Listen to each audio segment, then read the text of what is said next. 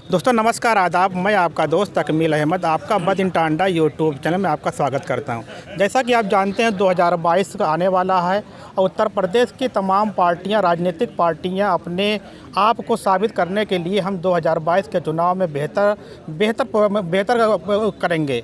इसीलिए यहाँ पे टांडा में पीस पार्टी भी अपने आप को मजबूत करने के लिए आज एक यहाँ पे स्वराज पार्टी करने जा रही है। यहाँ पे एक जो जनसभा इन्होंने किया है, जिसमें यहाँ पे इरफान साहब आए हैं जो डॉक्टर यूसुफ साहब के साहिबजादे हैं। हम इनसे बात करेंगे कि आप 2022 में किस तरीके से आगे बढ़ रहे हैं, कि जिससे आप 2022 में उत्तर प्रदेश में बनने वाली सरकार में कैसे अपने आप को साबित करेंगे।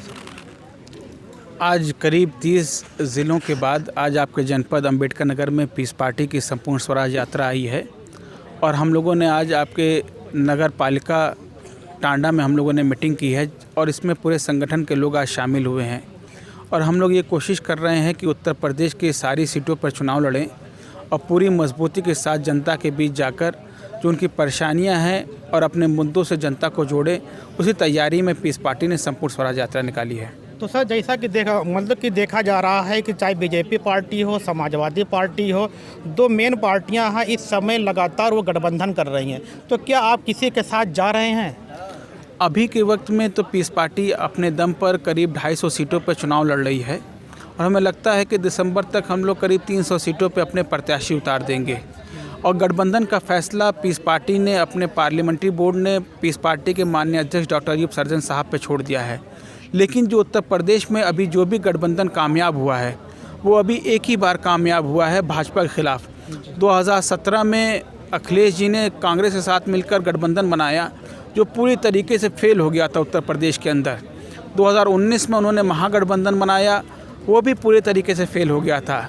पीस पार्टी के राष्ट्रीय अध्यक्ष डॉक्टर अयूब सर्जन साहब, निषाद पार्टी और अखिलेश जी ने हम लोगों ने 2018 में एक गठबंधन बनाया था उपचुनाव के अंदर, जो गठबंधन गोरखपुर, आपका नूरपुर, कैराना और फूलपुर के अंदर चुनाव लड़ा था, जिसमें 3 लोकसभा और 1 विधानसभा उपचुनाव हम लोग लड़े थे और सारी सीटों पे हम लोगों ने गठबंधन के प्रत्याशी जीते थे।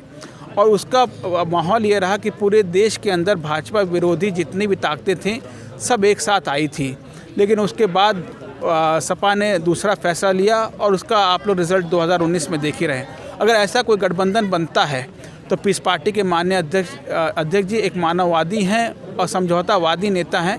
हमें लगता है कि वो एक अच्छा फैसला लेंगे। सर, देश में 1 साल से लगातार किसान आंदोलन चल रहा है।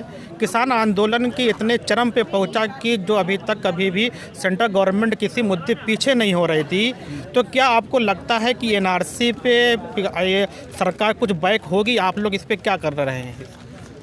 एनआरसी तो रजिस्टर है। मेन जो लोगों को आपत्ति है वो सीए के कानून से है, जो धर्म के आधार पर लोगों को बंटवारे की बात करती है, जो पूरी तरीके से संविधान विरोधी है। और पीस पार्टी भारत की पहली पार्टी है जो सुप्रीम कोर्ट में पहुंची और इसके खिलाफ पिटीशन दायर की है।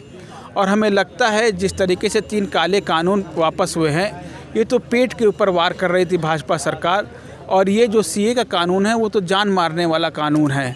तो हमें लगता है कि पीस पार्टी अगर सरकार में भागीदार बनती है उत्तर प्रदेश में, तो उत्तर प्रदेश के अंदर इसके खिलाफ हम लोग कानून लाएंगे और कम से कम उत्तर प्रदेश में इस कानून को रोकने का काम पीस पार्टी करेगी। तो आपने देखा कि किस तरीके से पीस पार्टी एनआरसी पे और किसान के मुद्दे पे इनका स्टैंड पूरे तरीके से क्लियर है। तो क्या सर, आप किसान के मुद्दे पे आपकी क्या राय थी? आपकी पार्टी क्या सोच रही थी सर पश्चिम में?